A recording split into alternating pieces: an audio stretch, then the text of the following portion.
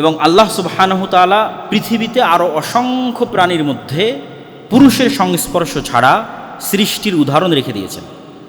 যেমন বর্তমান বিজ্ঞান প্রমাণ করে যে সাপ, টিকটিকি, হাঙ্গর, মাছ এবং বিভিন্ন পোকামাকড়ের অনেক প্রজাতি আছে এবং উদ্ভিদ জগতেরও এমনও গাছপালা আছে যেগুলো পুরুষের সংস্পর্শ ছাড়াই, পরাগায়ন ছাড়াই নতুন গাছ, নতুন সাপ, নতুন টিকটিকি তাদের জন্ম হয়ে যেতে পারে।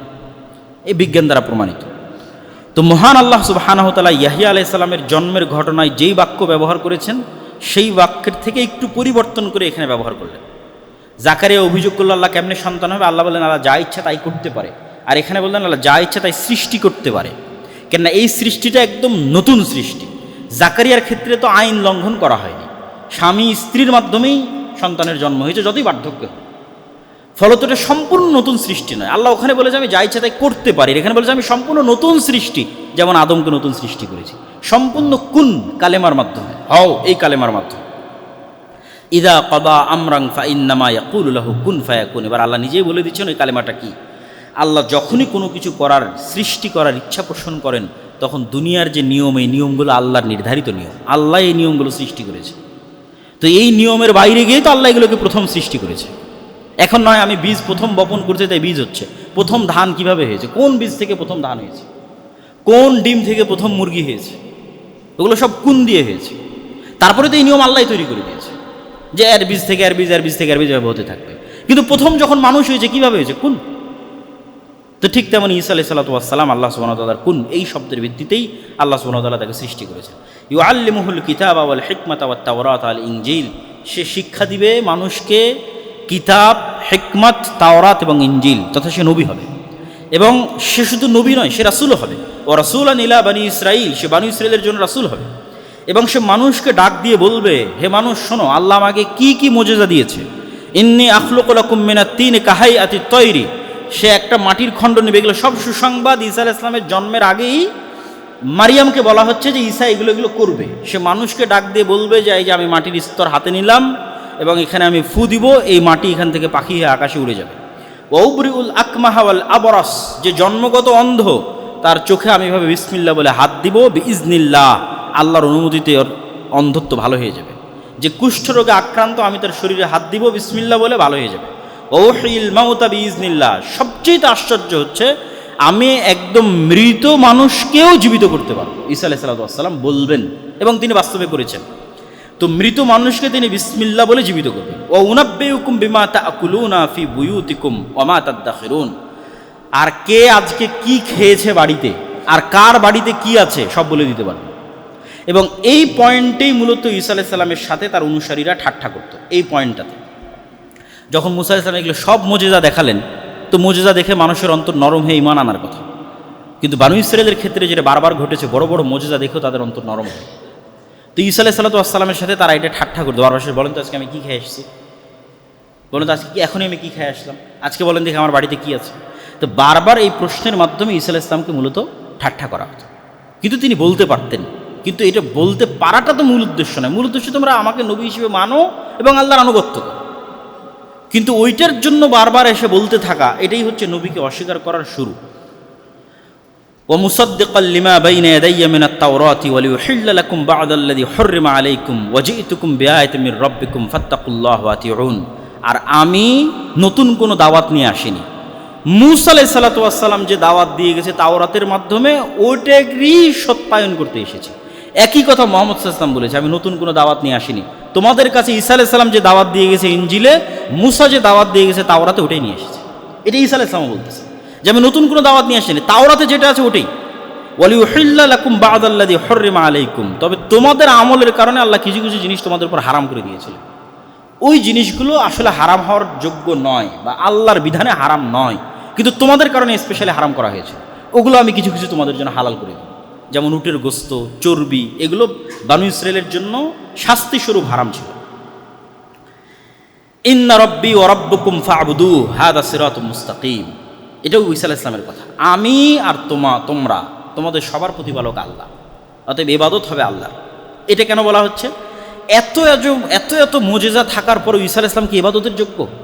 অলৌকিক জন্ম থেকে শুরু, মায়ের কোলে কথা বললেন, অলৌকিকভাবে জন্ম নিলেন, তার মায়ের কাছে অলৌকিকভাবে খাবার আসতো, জীবিতকে মৃত করলেন, মাটি থেকে উড়ন্ত পাখি তৈরি করলেন, সবার অসুস্থতা ভালো করে দিলেন, পুরো জীবনটাই অলৌকিকতায় ভরপুর।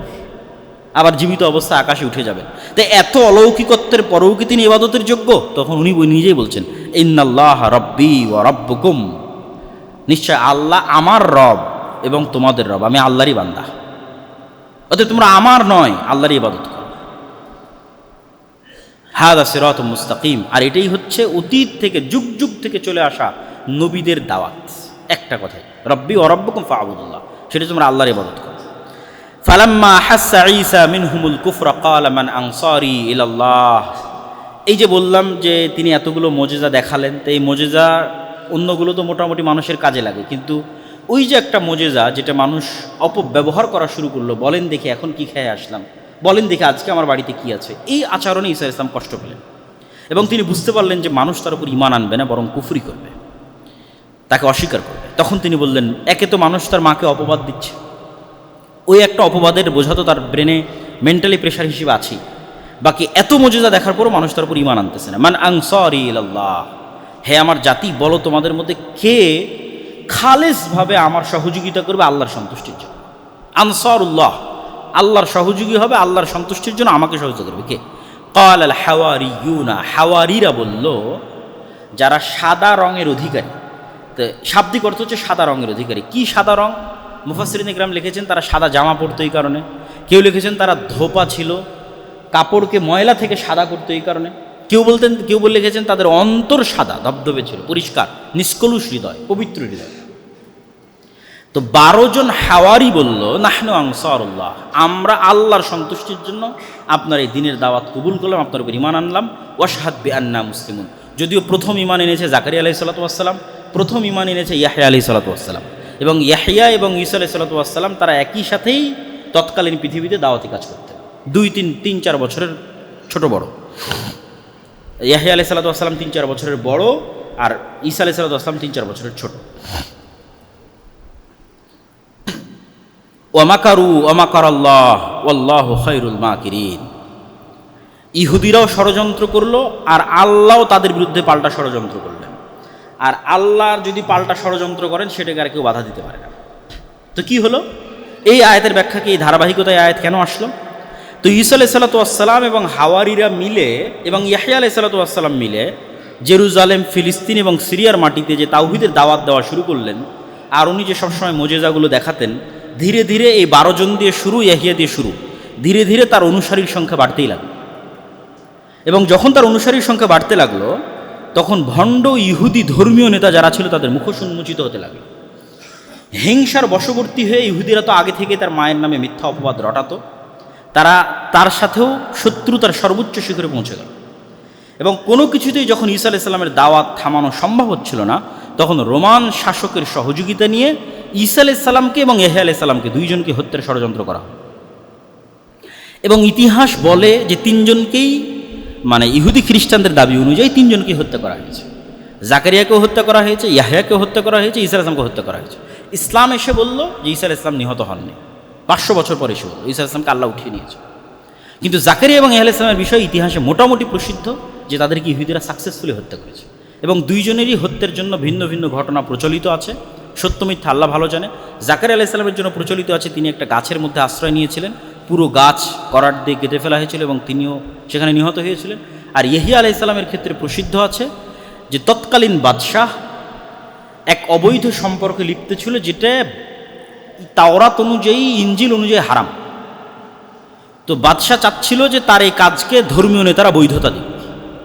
তো ধর্মীয় নেতাদের মধ্যে ইয়াহইয়া আলাইহিস সালাতু ওয়াস সালাম এই কাজের বৈধতা না দিয়ে সেটাকে ওপেন হারাম ঘোষণা করল। এবং ইয়াহইয়া আলাইহিস সালামের এই হারাম ঘোষণার কারণে তার ভিতরে এবং তার যেই মেয়ের সাথে তার অবৈধ সম্পর্ক ছিল তাদের ভিতরে একটা ক্ষোভ বিরাজ করলো যে আমাদের বিরুদ্ধে ফতোয়া দিচ্ছে, এর প্রতিশোধ আমরা নিবই। তো ফলো ওই মেয়ে বাদশার কাছে চাইলো যে তুমি যদি আমাকে সন্তুষ্ট করতে চাও তাহলে ইয়াহইয়ার মাথা চাই, কাটা মাথা। তখন বাদশাহ তার সেই প্রেমিকাকে সন্তুষ্ট করার জন্য ইয়াহইয়া আলাইহিস সালাতু ওয়াস সালামের কর্তনকৃত মাথা সেখানে উপস্থিত করেছিল, তথা ইয়াহইয়া আলাইহিস সালামকে হত্যা করেছিল। তো তাদের ষড়যন্ত্র কোথায় গিয়ে সফল হয়নি? ঈসা আলাইহিস সালাতু ওয়াস সালামের ক্ষেত্রে গিয়ে সফল হয়নি, যেটা আল্লাহ বলছে যে তারা ঈসা আলাইহিস সালাতু ওয়াস সালামকে হত্যার ষড়যন্ত্র করলো, কিন্তু আল্লাহ সুবহানাহু ওয়া তাআলা কি করলেন? আল্লাহ পরের আয়াতে বলছেন, ইদ ক্বালাল্লাহু ইয়া ঈসা ইন্নী মুতাওয়াফফিকা ওয়া রাফিউকা ইলাইয়া ওয়া মুতাহহিরুকা মিনাল্লাযীনা কাফারু। ঈসা, আমি তোমাকে ঘুমের মধ্যে ঘুমন্ত অবস্থায় আসমানে উঠিয়ে নেব, রাফিউকা ইলাইয়া, আমার কাছে উঠিয়ে নেব, ওয়া মুতাহহিরুকা, আর তোমাকে আমি পবিত্র করব যা যা অপবাদ তোমার মায়ের নামে দেওয়া হয়েছে আর মানুষ তোমাকে যা অপবাদ দিয়েছে এগুলো সব কিছু থেকে তোমাকে পবিত্র করে দেব।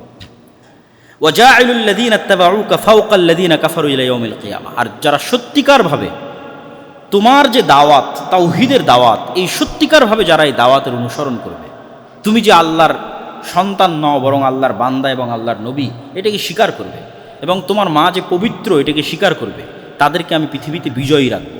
সুম্মা ইলাইয়া মারজিউকুম, আর একদিন সবাইকে আমার কাছে ফিরে আসতে হবে। ফাআম্মাল্লাযীনা কাফারু ফাউআযযিবুহুম আযাবান শাদীদা। আচ্ছা, এরপরের 2-3 আয়াত গ্যাপ দিয়ে আল্লাহ সুবহানাহু ওয়া তাআলা বলছেন, ইন্না মাসালা ঈসা ইনদাল্লাহ কামাসালি আদম খলাকাহু মিন তুরাবিন সুম্মা ক্বালা লাহু কুন ফায়াকুন। যে কথা আমি আগে বলে এসেছি ওই কথাই আল্লাহ সুবহানাহু ওয়া তাআলা এখানে আরও স্পষ্ট করে বললেন যে দেখো, তোমাদের কাছে ঈসার সৃষ্টি অনেক আশ্চর্যের মতো মনে হতে পারে, কিন্তু ইন্না মাসালা ঈসা ইনদাল্লাহ, আল্লাহর নিকটে ঈসার সৃষ্টি তো আদমের সৃষ্টির চেয়ে বেশি কিছু না। ইন্না মাসালা ঈসা ইনদাল্লাহ কামাসালি আদম, আদমকে আল্লাহ যেমন সৃষ্টি করেছে বরং তার চেয়ে কম। আদমকে তো বাপ মা ছাড়াই সৃষ্টি করেছে, আর ঈসাকে তো অন্তত মা ছিল, তো তার চেয়ে কম। খালাকাহু মিন তুরাব, আদমকে সরাসরি মাটি থেকে সৃষ্টি করেছে, কোনো বাপ নাই মা নাই কিচ্ছু নেই। কী দিয়ে সৃষ্টি হয়েছে? কুন ফায়াকুন, হাও হয়ে যাও, এটা দিয়ে সৃষ্টি করেছে। তাহলে তোমাদের কাছে আশ্চর্য মনে হতে পারে, কিন্তু আল্লাহ সুবহানাহু ওয়া তাআলার কাছে আশ্চর্য নয়। আর এটাই আল হাক্কু মির রাব্বিকা ফালা তাকুম মিনাল মুমতারিন। আর এই যে আমি বলছি যে ঈসা আল্লাহর সন্তান নন, বরং ঈসা আলাইহিস সালাতু ওয়াস সালাম ওই রকমই যেমন আল্লাহ আদমকে সৃষ্টি করেছেন, এটাই সত্য। এটা নিয়ে যেন হে মুহাম্মদ সাল্লাল্লাহু আলাইহি ওয়াসাল্লাম আপনার অন্তরেও সন্দেহ না থাকে, এটা সরাসরি মুহাম্মদ সাল্লাল্লাহু আলাইহি ওয়াসাল্লামকে বলা হচ্ছে। আর যদি মানুষ আপনার সাথে এটা নিয়ে বেশি তর্ক বিতর্ক করে, খ্রিস্টানরা পরের আয়াতে, ফামান হাজ্জাকা ফীহি মিন বাদি মা জাআকা মিনাল ইলম, এই সত্য কথা বলে দেওয়ার পরেও যদি খ্রিস্টানরা আপনার সাথে বেশি তর্ক বিতর্ক করে, এই আয়াত তখন অবতীর্ণ হচ্ছিল যখন নাজরান থেকে একদল খ্রিস্টান আসছিল এবং তারা ঈসা আলাইহিস সালামের জন্ম সম্পর্কে এবং ঈসা আলাইহিস সালাম সম্পর্কে ইসলামের আকীদা কি সেটা জানতে চায়। তো যদি এরপরও বেশি তর্ক বিতর্ক করে, তাহলে আপনি ওপেন চ্যালেঞ্জে চলে যান। চ্যালেঞ্জ কীভাবে দিবেন? নাদউ আবনাআনা ওয়া আবনাআকুম, এই খ্রিস্টানরা আসো, তোমাদের ছেলে মেয়ে, তোমাদের বাড়ির স্ত্রী পুত্র সব, ওয়ানিসাআনা ওয়ানিসাআকুম, আমাদের ছেলে মেয়ে আর আমাদের বাড়ির স্ত্রী পুত্র সব, কোথায় যাব? আমরা খোলা মাঠে যাব। সুম্মা নাবতাহিল ফানাজআল লা'নাতাল্লাহি আলাল কাযিবিন, তারপর আমরা মুবাহালা করব যে কে সত্য, ঈসা আল্লাহর সন্তান না ঈসা আল্লাহর বান্দা। আমি মুহাম্মদ বলছি ঈসা আল্লাহর বান্দা, যেমন আদমকে সৃষ্টি করেছে ঈসা আলাইহিস সালাতু ওয়াস সালাম। আর তোমরা যদি বলো ঈসা আল্লাহর সন্তান, তাহলে চলো আল্লাহর অভিশাপ মিথ্যুকদের উপর বর্ষিত। তো আল্লাহ সুবহানাহু ওয়া তাআলা বলতে বলতে বলতে বলতে এই সর্বোচ্চ যে চ্যালেঞ্জ সেটাও জানিয়ে দিলেন মুহাম্মদ সাল্লাল্লাহু আলাইহি ওয়াসাল্লামের মাধ্যমে। এবার এই আয়াত যখন আল্লাহ অবতীর্ণ করলেন, তখন নাজরানের প্রতিনিধি দল নবম হিজরিতে মুহাম্মদ সাল্লাল্লাহু আলাইহি ওয়াসাল্লামের কাছে মদিনাতেই আছে। মুহাম্মদ সাল্লাল্লাহু আলাইহি ওয়াসাল্লাম আলীকে বললেন, ফাতেমাকে বললেন, আর যারা ছিল সবাইকে বললেন চলো বের হয়ে, আল্লাহ আদেশ দিয়েছে মুবাহালার জন্য, এবং তাদেরকেও বললেন যে চলো তোমরাও তোমাদের ছেলে মেয়ে স্ত্রী পুত্র নিয়ে চলো আমরা মুবাহালা করি।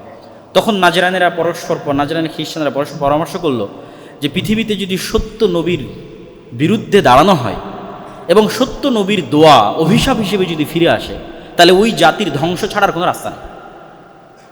তো যদি মুহাম্মদ সত্য নবী হয়, আর যদি মুহাম্মাদের দোয়া রব্বুল আলামিনের কাছে সত্য হিসেবে আমাদের উপর অভিশাপ হিসেবে ফিরে আসে, তাহলে আমাদের ধ্বংস ছাড়া কোনো রাস্তা নেই, অতএব মুবাহালা করার দরকার নেই। ফলত পরবর্তী কোনো কিতাবের অংশ হওয়ার সুযোগ পায়নি। কে সুযোগ পায়নি পরবর্তী কিতাবের অংশ হওয়ার? সহিহ বুখারী সুযোগ পায়নি, সহিহ মুসলিম সুযোগ পায়নি। মানে বুখারী এবং মুসলিমে যে হাদিস আছে, এই হাদিসগুলো পরবর্তীতে কোনো আসমানি কিতাব আসলে সেই আসমানি কিতাবগুলোর আয়াত হতো। যেমন ঈসা এবং মারিয়ামের জন্মের ঘটনা কোরআনের আয়াত হয়েছে। ফলত রাসূল সাল্লাল্লাহু আলাইহি ওয়াসাল্লামেরও ইতিহাস এবং সিরাত জানা এবং হাদিস জানার গুরুত্ব আছে। এটা এখান থেকে আমাদের শিক্ষা নিতে হবে। ফালাম্মা ওয়াদাআতহা ক্বালাত রাব্বি ইন্নী ওয়াদাতুহা উনসা। আল্লাহর রাস্তায় কোনো একজনকে ওয়াকফ করা হলে স্বাভাবিকভাবেই মানুষের মাথায় এটাই আসবে, দ্বীনের দাওয়াত দেওয়া, ইবাদত বন্দেগী করা, আল্লাহর রাস্তায় জিহাদ করা পুরুষ মানুষেরই কাজ, অতীত থেকে এটাই হয়ে এসেছে। তো ইমরানের স্ত্রী তো এটাই ভাববেন যে তার পেটে আল্লাহ পুরুষ সন্তান দিয়েছেন, যদি আল্লাহ তার দোয়া কবুল করে থাকেন। আর যদি আল্লাহ কবুল করে না থাকেন তাহলে হয়তো নাও দিতে পারেন। ফালাম্মা ওয়াদাআতহা ক্বালাত রাব্বি ইন্নী ওয়াদাতুহা উনসা। কিন্তু যখন উনি বাচ্চা প্রসব করলেন, ঈসা আলাইহিস সালামের নানি যখন তার মাকে জন্ম দিলেন, তখন তিনি দেখলেন যে তিনি কন্যা সন্তান প্রসব করেছেন। তখন তিনি বলছেন বিস্ময় আফসোস আল্লাহর সিদ্ধান্তকে উপেক্ষা করে নয়, কিন্তু আশ্চর্য যে আমি যে দোয়া করলাম সেই দোয়া কবুল হতে হলে তো পুরুষ সন্তান লাগবে। তো বিস্ময় নিয়ে বলছেন রব্বিন্নি ওয়াদাতু উনসা, আল্লাহ আমি তো মেয়ে সন্তান প্রসব করেছি, তাহলে আমার দোয়ার কি হবে, আমার ওয়াকফ এবং মানতের কি হবে? তো আল্লাহ বলছেন আল্লাহু আ'লামু বিমা ওয়াজাত, এটা কি আল্লাহর জন্য নতুন নাকি? আল্লাহ তো আগে থেকেই জানে তোমার পেটে কি আছে। আল্লাহ আজাল থেকেই জানেন, লাউহে মাহফুজ থেকেই জানেন, অতীত থেকে অনাদি থেকেই জানেন, এবং যখন তোমার পেটে আসে তখনও জানেন।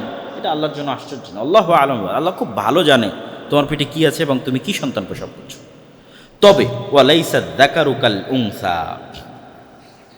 এই বাক্যটা হচ্ছে আমাদের জন্য সবচেয়ে শিক্ষণীয়, যে আল্লাহ সুবহানাহু ওয়া তাআলা এই বাক্যের যদি আমরা অর্থ করি, শাব্দিক অর্থ না করে বোঝানোর মতো যদি অর্থ করি, যে সব ছেলে কি এই মেয়ের মতো হতে পারবে যে মেয়ে এখন তোমার পেটে জন্ম নিচ্ছে? পৃথিবীর কোটি কোটি ছেলে মিলেও মারিয়াম আলাইহিস সালাতু ওয়াস সালামের মতো সম্মানিত হতে পারবে না, ওই জায়গা ওই মর্যাদায় পৌঁছতে পারবে না পৃথিবীর কোটি কোটি ছেলে।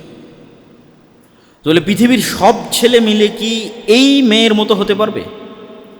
সব ছেলে এই মেয়ের মতো নয় যে মেয়ে তোমার পেটে এখন দেওয়া হয়েছে এবং তুমি জন্ম দিলে। ওয়ালাইসা যাকারু কাল উনসা, বিশেষ মর্যাদামণ্ডিত, সুসম্মানিত এবং আল্লাহ কর্তৃক পবিত্র ঘোষণাকৃত অতি উঁচু আসন, এবং তার সম্মান এবং মর্যাদার কথা আল্লাহ সুবহানাহু ওয়া তাআলা নিজে কোরআনে বলবেন। তো এটার থেকে যেটা আমাদের জন্য শিক্ষা, সেটা হচ্ছে সকল কিছুই মানুষ যখন অকল্যাণকর মনে করে তখন সেটা অকল্যাণকর, আর মানুষ যখন কল্যাণকর মনে করে তখন কল্যাণকর। এটা আসলে হয় না। আল্লাহর হিকমতে আল্লাহ ভালো জানেন কোনটা কল্যাণকর কোনটা অকল্যাণকর। ফলে তো সবসময় আপনার সিদ্ধান্তই ঠিক হবে, আর আপনি তাৎক্ষণিক আপনার চাওয়া না পেলে হতাশ হবেন, এটা না। ওর মধ্যে আল্লাহ কী হিকমত রেখেছেন আপনি জানেন না। যেমন মারিয়ামের মা জানতো না যে মারিয়ামের পেটে পৃথিবীর ইতিহাসের অন্যতম শ্রেষ্ঠতম একজন নবীর জন্ম হবে, ঈসা আলাইহিস সালাতু ওয়াস সালাম, তাও বিনা পিতায়। এটা কি মারিয়ামের মা জানে? জানে না। কিন্তু এটা আল্লাহ আগে থেকেই জানেন। ফলত আল্লাহ তার সন্তানকে কিসের জন্য প্রস্তুত করতেছেন এটা তার তিনি জানেন না, কিন্তু আল্লাহ জানেন। ওয়া ইন্নী সাম্মাইতুহা মারিয়াম, আর আমি তার নাম রাখলাম মারিয়াম। ওয়া ইন্নী উঈদুহা বিকা ওয়া যুররিয়াতাহা মিনাশ শাইতানির রাজীম, আর তার মা দোয়া করে বলছেন, হে আল্লাহ, আমার এই মেয়ে সন্তান এবং তার পরবর্তী বংশধরকে আমি তোমার আশ্রয় প্রার্থনা করছি শয়তান থেকে। আমার এই মেয়ে এবং তার পরবর্তী বংশধরের জন্য আশ্রয় প্রার্থনা করছি শয়তান থেকে। তাহলে একটা সন্তান জন্মের পর একজন মায়ের কি চিন্তা হতে পারে? সন্তানের খাওয়া, সন্তানের দুধ, সন্তানের স্বাস্থ্য, পালস ঠিক আছে কিনা, অক্সিজেন ঠিক আছে কিনা, ডাক্তার কি বলতেছে। আরও যখন আস্তে আস্তে বড় হবে তখন তার রিজিক, খাওয়া দাওয়া, ক্যারিয়ার, শিক্ষা। আমাদের বাবা মায়ের চিন্তা এটি। কিন্তু মারিয়ামের মায়ের মুখ দিয়ে কী উচ্চারিত? আল্লাহ, আমার এই মেয়েটা সুস্থ থাকুক, এই মেয়েটার খাবারের ব্যবস্থা করে দাও, দুধ পাচ্ছে না দুধের ব্যবস্থা করে দাও। না, উঈযুহা বিকা ওয়া যুররিয়াতাহা মিনাশ শাইতানির রাজীম, আল্লাহ শয়তান থেকে আশ্রয় দাও। তাহলে একজন মুমিন মায়ের চিন্তা তার সন্তানের বিষয়ে কি হতে পারে, সেটার শিক্ষা, মানে সন্তান লালন পালনের ইমানই ভিত্তি কি হতে পারে, সেটার শিক্ষা এখানেই আছে। সেটা হচ্ছে ইমান এবং শয়তানের ষড়যন্ত্র থেকে শয়তানকে সুরক্ষার চিন্তাই একজন মা এবং একজন পিতার সবার আগে প্রাধান্য দিতে হবে। এবং আল্লাহ সুবহানাহু ওয়া তাআলা এই দোয়া কবুল করো তো মারিয়াম এবং তার সন্তানকে এমনভাবে শয়তানের স্পর্শ থেকে হেফাজত করেছেন যে যেই স্পর্শ প্রত্যেক আদম সন্তানের জন্য লাজেম ছিল সেটা থেকে হেফাজত করেছেন। সেটা যে জন্মের পরে প্রত্যেক আদম সন্তান শয়তানের স্পর্শে আসে, এটা রাসূল সাল্লাল্লাহু আলাইহি ওয়াসাল্লামের সহিহ হাদিস। এবং শয়তানের স্পর্শেই সে জন্মের পরে কেঁদে ওঠে। কিন্তু শুধু দুইজনকে শয়তানে স্পর্শ করার সুযোগ পায়নি এই দোয়ার কারণে। সেই দুইজন হচ্ছে মারিয়াম এবং মারিয়ামের সন্তান ঈসা আলাইহিস সালাতু ওয়াস সালাম। তাদেরকে বিশেষভাবে আলাদা করা হয়েছে শয়তানের সংস্পর্শ থেকে এই দোয়ার কারণে। ফাতাকাব্বালাহা রাব্বুহা বিকবুলিন হাসানিন ওয়া আম্বাতাহা নাবাতান হাসানা ওয়া কাফফালাহা জাকারিয়া। আল্লাহ ইমরানের স্ত্রীর যে মানত, এই মানতকে আল্লাহ কবুল করেছেন। ওই যে কবুল করাটা কবুল করেছেন। ওয়া আম্বাতাহা নাবাতান হাসানা, আর যেভাবে একটা গাছকে পরিচর্যা করে বড় করা হয়, আম্বাতা নাবাত মানে গাছ রোপণ করে বড় করা, যেভাবে একটা গাছকে পরিচর্যা করে বড় করা হয়, আল্লাহ ওইভাবে মারিয়ামের পরিচর্যা করো তো তাকে বড় করলেন। ওয়া আম্বাতাহা নাবাতান হাসানা, এবং আল্লাহর হিকমত এবং আল্লাহর পরিকল্পনা অনুযায়ী। ওয়া কাফফালাহা জাকারিয়া, আর মারিয়ামের দায়িত্ব নিল তার খালু জাকারিয়া। এবং মারিয়াম আলাইহিস সালাতু ওয়াস সালামের দায়িত্ব তার খালু কিভাবে পেলেন তার বর্ণনা যেহেতু আল্লাহ নিজেই সামনে দিবেন, এই জন্য এখন আর এটা বলতেছি না। সামনে যখন আয়াত আসতেছে তখন এটা বলবো যে মারিয়াম আলাইহিস সালাতু ওয়াস সালামের খালু জাকারিয়ার দায়িত্ব কিভাবে পেলেন। তারপর আল্লাহ বলছেন, কুল্লামা দাখালা আলাইহা জাকারিয়াল মিহরাব ওয়াজাদা ইনদাহা রিজকা। যখনই মারিয়াম আলাইহিস সালাতু ওয়াস সালামের যে মেহরাব, ইবাদতের যে জায়গা, সেই ইবাদতের জায়গায় যখনই জাকারিয়া আলাইহিস সালাতু ওয়াস সালাম প্রবেশ করতেন, তখনই সেখানে তিনি ফলমূল খাদ্যদ্রব্য দেখতে পেতেন। ক্বালা ইয়া মারিয়াম, তিনি বললেন, মারিয়াম আন্না লাকি হাযা, এগুলো কই থেকে আসে? ক্বালাত হুয়া মিন ইনদিল্লাহ, তিনি বললেন এগুলো আল্লাহর পক্ষ থেকে আসে। ইন্নাল্লাহা ইয়ারযুকু মান ইয়াশা বিগাইরি হিসাব, আর আল্লাহ যাকে চান তাকে বেহিসাব রিজিক দান করতে পারেন। রিজিক মানে শুধু খাবার নয়, রিজিক মানে সম্মান, রিজিক মানে সন্তান, রিজিক মানে হায়াত, রিজিক মানে আয়ু, রিজিক মানে পদ পদবী মর্যাদা, রিজিক মানে শিক্ষা, রিজিক মানে জ্ঞান, সব রিজিক। রিজিক মানে স্ত্রী, সবই রিজিক। আল্লাহ যাকে ইচ্ছা তাকে বেহিসাব রিজিক দান করতে পারে। তো এই দৃশ্য জাকারিয়া আলাইহিস সালাতু ওয়াস সালামের হৃদয়কে নাড়িয়ে দিল। জাকারিয়া আলাইহিস সালাম দেখলেন যে আল্লাহ নিয়মের বাইরেও কিছু করে থাকেন, হিসাবের বাইরেও রিজিক দিয়ে থাকেন, মানুষের চোখে অসম্ভব দরজাকেও আল্লাহ খুলে দিয়ে থাকেন। একটা প্রয়োজন জাকারিয়া আলাইহিস সালামের ছিল, তিনি সেইভাবে আল্লাহর কাছে চাননি, কেন? ওটার কোনো সম্ভাবনা ছিল। কিন্তু মারিয়ামের সাথে এই ঘটনা জাকারিয়া আলাইহিস সালামের চোখ খুলে দিল যে মারিয়ামকে যদি আল্লাহ সুবহানাহু ওয়া তাআলা দুনিয়ার নিয়মের বাইরে, দুনিয়ার লজিকের বাইরে, দুনিয়ার ফিজিক্সের বাইরে আল্লাহ সুবহানাহু ওয়া তাআলা এইভাবে খাবার পাঠাতে পারেন, তাহলে আমার যে একটা প্রয়োজন আছে ওটা তো আল্লাহ দিতে পারেন। ওটা যে অসম্ভব মনে হতে উনি চাননি এতদিন, এবার উনি চাইবেন সাথে সাথে। তখনই হুনালিকা দাআ জাকারিয়া রাব্বাহ, তিনি ওই মুহূর্তেই তার রবের কাছে এমন কিছু চাওয়ার ইচ্ছা করলেন যা বাহ্যিক দৃষ্টিতে দীর্ঘদিন তার কাছে অসম্ভব মনে হয়েছে, এই জন্য চাননি। কিন্তু মারিয়ামের এই ঘটনা দেখে তিনি চাইলেন, কি বললেন? রব্বি হাবলি মিন লাদুনকা যুররিয়াতান তাইয়্যিবাহ, হে আল্লাহ, মারিয়ামকে যদি আপনি অসময়ে খাবার দিতে পারেন তাহলে আমাকেও তো সন্তান দিতে পারেন। দীর্ঘদিন থেকে এটা আমার চাওয়া ছিল, কিন্তু চাওয়ার সাহস করিনি, কেন? অসম্ভব। কেন অসম্ভব? ওটা তিনি নিজেই ব্যাখ্যা করবেন। ইন্নাকা সামিউদ দুআ, আর আপনি তো দোয়া শুনেন। ইমরানের স্ত্রীর দোয়া শুনেছেন, মারিয়ামের মায়ের দোয়া শুনেছেন, আপনি দোয়া শুনেন। ওই যে আগে বলে এসেছে সামিউন, আল্লাহ শুনেন। কি শুনেন? সামিউদ দোয়া, দোয়া শুনেন। আল্লাহ সর্বশ্রোতা, মানুষের দোয়া শুনেন। এখানে এই আয়াত থেকে দুটো পয়েন্ট আমাদের বের করতে হবে। একটা পয়েন্ট হচ্ছে, আল্লাহ যখনই কাউকে সন্তান দেওয়া বা সন্তান চাওয়ার কথা উল্লেখ করেছেন, তখন তার যে গুণের কথা বলেছেন সেটা ওয়াহাবা ইয়াহিবু, ওয়াহাব। আল্লাহ সুবহানাহু তাআলা দয়ালু, ওয়াহাব মানেও আল্লাহ দয়ালু, আল্লাহ দেন। রহমান মানেও দয়ালু, রহিম মানেও দয়ালু।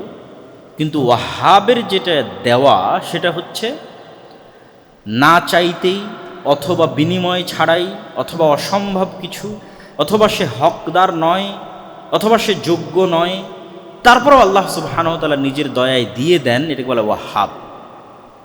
হ্যাঁ, আপনি দিতে পারেন, আমাকে দেন। আর একটা কি এখান থেকে? তয়্যিবাহ, পবিত্র বংশধর দেন। তিনি তো শুধু সন্তান চাইতে পারতেন, কিন্তু তিনি চাইলেন পবিত্র বংশধর, পবিত্র সন্তান। তাহলে মুমিনের দোয়া শুধু সন্তান চাওয়ার দোয়া কখনই হওয়া উচিত নয়, বরং মুমিনের দোয়া হবে এমন সন্তান চাওয়ার দোয়া যে হবে পবিত্র, সৎ।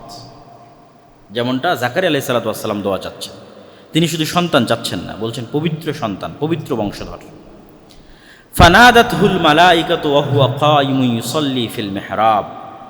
জাকারিয়া আলাইহিস সালাতু ওয়াস সালাম ইনস্ট্যান্ট এই দৃশ্য দেখে ইনস্ট্যান্ট দোয়া করলেন। এবার ইমিডিয়েট সাথে সাথেই আল্লাহ সুবহানাহু ওয়া তাআলা ফেরেশতা দিয়ে তাকে উত্তর দিচ্ছেন। যখন তিনি তার সালাত শেষই করেননি, তিনি সালাতে দাঁড়িয়ে দোয়া করতেছেন, সালাত শেষই করেননি, তখনই ফেরেশতা তাকে ডাক দিয়ে বলছে, ইন্নাল্লাহা ইউবাশশিরুকা বিয়াহইয়া মুসাদ্দিকাম বিকালিমাতিন মিনাল্লাহ ওয়া সাইয়্যিদান ওয়া হাসূরান ওয়া নাবিয়্যাম মিনাস সালিহিন। আল্লাহ তোমাকে সুসংবাদ দিচ্ছে একটা সন্তানের, তার নামও আল্লাহ বলে দিচ্ছে। এবং আমরা যখন সূরা মারিয়ামের অনুবাদ করব তখন এটার সাথে আরও কিছু তথ্য যুক্ত হবে। আল্লাহ সুবহানাহু তাআলা একটা সন্তানের সুসংবাদ দিচ্ছে, তার নামও বলে দিচ্ছে, তার নাম হবে ইয়াহইয়া। তার গুণ কি হবে? এক, মুসাদ্দিকাম বিকালিমাতিন মিনাল্লাহ, অচিরেই আল্লাহর একটা কালিমা আসবে, সেই কালিমাকে সে সত্যায়ন করবে। আল্লাহর কালিমা হচ্ছে ঈসা আলাইহিস সালাতু ওয়াস সালাম। আল্লাহর এই কালিমার উপর প্রথম ঈমান আনয়নকারী হচ্ছে ইয়াহইয়া আলাইহিস সালাতু ওয়াস সালাম। মানে মারিয়ামের পবিত্রতা এবং মারিয়ামের সন্তানের নবুয়তের উপর প্রথম ঈমান আনয়নকারী ইয়াহিয়া। এটা আল্লাহ আগেই বলে দিচ্ছেন, সে মুসাদ্দিকাম বিকালিমাতিম মিনাল্লাহ, আল্লাহর একটা কালেমা অচিরেই আসবে, সেই কালেমার সে সত্যায়নকারী।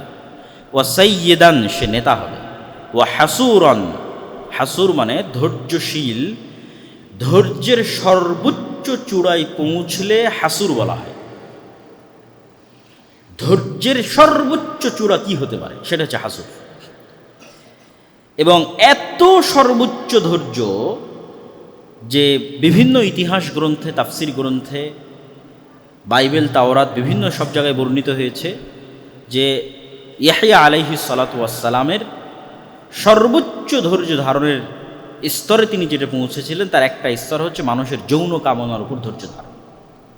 ফলত তার কখনো কোনো স্ত্রী গ্রহণ বা নারী সংস্পর্শ গ্রহণের কখনো প্রয়োজনই হয়নি। তিনি ধৈর্যের এত সর্বোচ্চ স্তরে পৌঁছে গেছিলেন।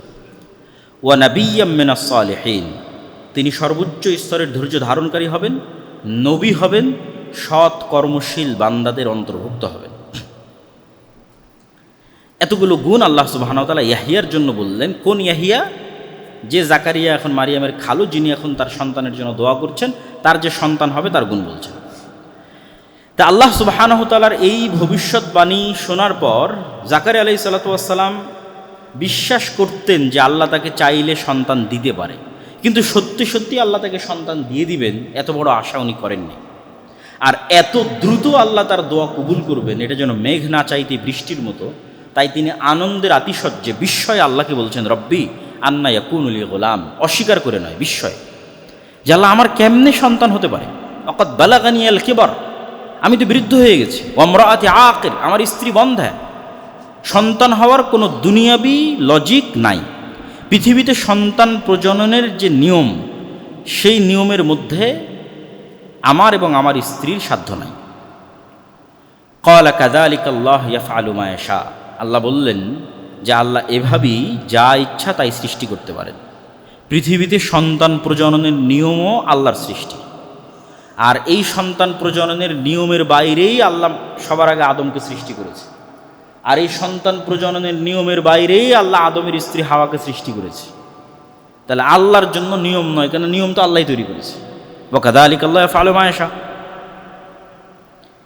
আর এই ঘটনাই পরবর্তীতে ঈসা আলাইহিস সালাতু ওয়াস সালামের অলৌকিক জন্মের উপর ঈমান আনার জন্য জাকারিয়া এবং ইয়াহিয়াকে সহযোগিতা করবে। আমি বললাম না যে এতগুলো ঘটনা বর্ণনা হচ্ছে একটা প্রেক্ষাপট তৈরি করার জন্য, কেন সবচেয়ে ভয়ঙ্কর ঘটনা তো সামনে আসতেছে, সেটার প্রেক্ষাপট তৈরি হচ্ছে। প্রথম প্রেক্ষাপট হচ্ছে মারিয়ামের নিজেরই জন্ম। তারপরের প্রেক্ষাপট কি? মারিয়ামের কাছে অসময়ে খাদ্য আসতেছে। তারপরে প্রেক্ষাপট কি? জাকারিয়া দোয়া করলেন, সাথে সাথে দোয়া কবুল হয়ে গেল। জাকারিয়া নিজে বৃদ্ধ, তার স্ত্রী বন্ধা, তারপরে তাদের সন্তান হবে। এগুলোর দ্বারা একটা প্রেক্ষাপট তৈরি হচ্ছে যেন এরা অন্তত ঈমান আনয়ন করতে পারে যখন ঈসা আলাইহিস সালামের জন্ম হবে। এবং যখন ঈসা আলাইহিস সালামের জন্ম হবে তখন এনারাই প্রথম ঈমান আনয়ন করবেন, জাকারিয়া এবং ইয়াহিয়া। কেন? অলরেডি তারা এক্সপ্লোর করেছে যে আল্লাহ পারে, তার নিজের জীবনে এক্সপ্লোর করেছে। ক্বালা রাব্বি জাআললি আয়া, হে আল্লাহ এত বড় ব্যতিক্রম ঘটনা ঘটবে এর একটা নিদর্শন দেন। বিশ্বাস হচ্ছে না। কেমনে বিশ্বাস করবো যে কখন আমার স্ত্রী গর্ভধারণ হচ্ছে? ক্বালা আয়াতুকা আল্লা তুকাল্লিমান নাসা সালাসা, তোমার জন্য নিদর্শন হচ্ছে, চিহ্ন হচ্ছে, টানা 3 দিন তোমার মুখ বন্ধ থাকবে, কোনো কথাই মুখ দিয়ে বের হবে না। শুধু কি বের হবে? ওয়াজকুর রাব্বাকা কাসীরান ওয়াসাব্বিহ বিল আশিয়্যি ওয়াল ইবকার, শুধু সকাল সন্ধ্যায় তাসবিহ হবে আর সবসময় আল্লাহর জিকির হবে। 3 দিন পারলে আল্লাহর জিকির করো, না পারলে মুখে তালা দিয়ে রাখো।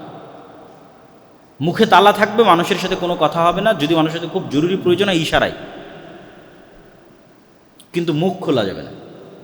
আর মুখ যদি খোলে তাহলে আস্তাগফিরুল্লাহ, আলহামদুলিল্লাহ, লা ইলাহা ইল্লাল্লাহ, লা ইলাহা ইল্লাল্লাহু ওয়াহদাহু লা শারীকা লাহু, লাহুল মুলকু ওয়া লাহুল হামদু ওয়া হুয়া আলা কুল্লি শাইইন কাদির, সুবহানাল্লাহি ওয়া বিহামদিহি সুবহানাল্লাহিল আযীম। এগুলো জিকির, আজকার, তাসবিহ, তাহলিল। তা মহান আল্লাহ সুবহানাহু ওয়া তাআলার এই নির্দেশ কি প্রমাণ করে?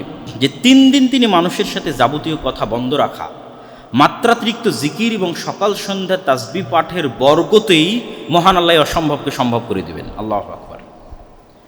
আর এই 3 দিনের মধ্যেই তার স্ত্রী গর্ভবতী হবেন। মানুষ যদি জীবনে বড় কিছু অর্জন করতে চায় তাহলে অতিরিক্ত জিকির এবং সকাল সন্ধ্যার তাসবিহ পাঠের কোনো বিকল্প নেই। আল্লাহ জাকারিয়ার জন্য এত বড় অসম্ভবকে সম্ভব করে দিচ্ছেন। অপ্রয়োজনীয় কথা বন্ধ, জিকির আজকার এবং সকাল সন্ধ্যার তাসবিহ। তো আপনার জীবনেরও অনেক অসম্ভব আল্লাহ সম্ভব করে দিতে পারে জিকির দিয়ে, অনেক অসম্ভবকে আল্লাহ সম্ভব করে দিতে পারে সকাল সন্ধ্যার তাসবিহ দিয়ে।